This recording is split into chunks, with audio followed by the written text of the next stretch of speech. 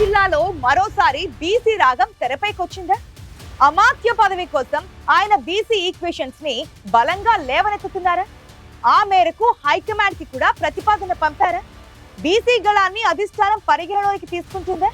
మరి బీసీ నినాదం ఎత్తిన ఆ ఎమ్మెల్యే ఎవరో ఒకసారి చూద్దామా?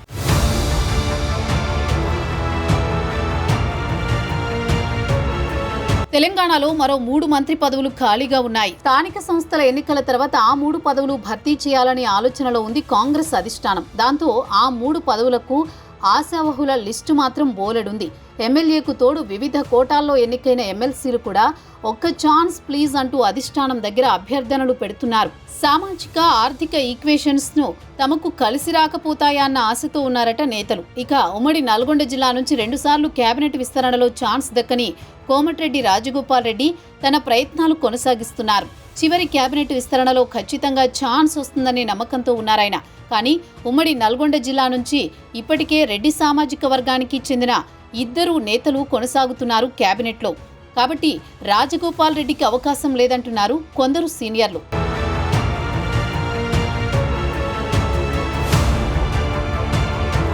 ఉమ్మడి జిల్లా నుంచి 3 మంత్రి పదవులు ఒకే వర్గానికి ఇవ్వరనే నమ్మకంతో సామాజిక ఈక్వేషన్స్ తో జాక్పాట్ కొట్టే ప్రయత్నాల్లో ఉన్నారు కొందరు నేతలు. ఉమ్మడి నల్గొండ జిల్లాలో బీర్ల ఐలయ్య ఏకైక బీసీ ఎమ్మెల్యేగా ఉన్నారు. ఆలేరు ఎమ్మెల్యేగా ప్రస్తుతం ప్రభుత్వ విపుగా బాధ్యతల్లో ఉన్నారు ఐలయ్య. కురుమ సామాజిక వర్గానికి చెందిన ఐలయ్య తనకు అవకాశం ఇవ్వాలని కాంగ్రెస్ అధిష్టానాన్ని కోరుతున్నారట.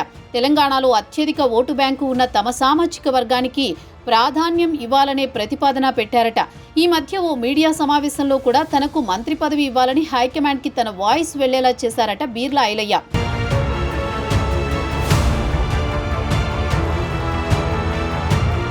మొన్నటి కేబినెట్ విస్తరణ సమయంలో మాదిగ సామాజిక వర్గానికి చెందిన నేతలు ఏకమైన సంగతి తెలిసిందే. ఎస్సీ నుంచి మాల సామాజిక వర్గానికి చెందిన వివేక్ కు మంత్రి పదవి ఇచ్చారు కాబట్టి మాదిగలకు అవకాశం ఇవ్వాలని ఆ సామాజిక వర్గ ఎమ్మెల్యేలు హైకమాండ్ ని గట్టిగా పట్టుబట్టారు. దాంతో అడ్లూరి లక్ష్మణ్ కుమార్ కు అమాత్య పదవి కట్టబెట్టారు. సరిగ్గా ఇదే ఫార్ములాను ఫాలో అవుతున్నారట ఆలేరు బీసీ ఎమ్మెల్యే బీర్ల ఐలయ్య. పోయిన కేబినెట్లో బీసీ ఈక్వేషన్లో ముదిరా సామాజిక వర్గానికి ప్రాధాన్యత ఇచ్చారు కాబట్టి ఈసారైనా కురుమలకు అవకాశం ఇవ్వాలని కోరుతున్నారట ఐలయ్య. ఇందులో ట్విస్ట్ ఏంటంటే బీర్ల ఐలయ్యకు ఇంతవరకైతే బీసీ ఎమ్మెల్యేలు కానీ ఇతర సీనియర్ నేతలెవరూ మద్దతు ఇవ్వకున్నా ఆయన మాత్రం ఒంటరి పోరాటమే చేస్తున్నారట. ఈక్వేషన్స్ కలిసి వచ్చి అదృష్టం బాగుంటే జాక్పాట్ కొట్టొచ్చనే భావనతో ఉన్నారట. లేదంటే మరోసారైనా ఛాన్స్ రాకపోదా అని బీసీ కార్డుతో ఓ రాయేస్తున్నారట బీర్ల ఐలయ్య.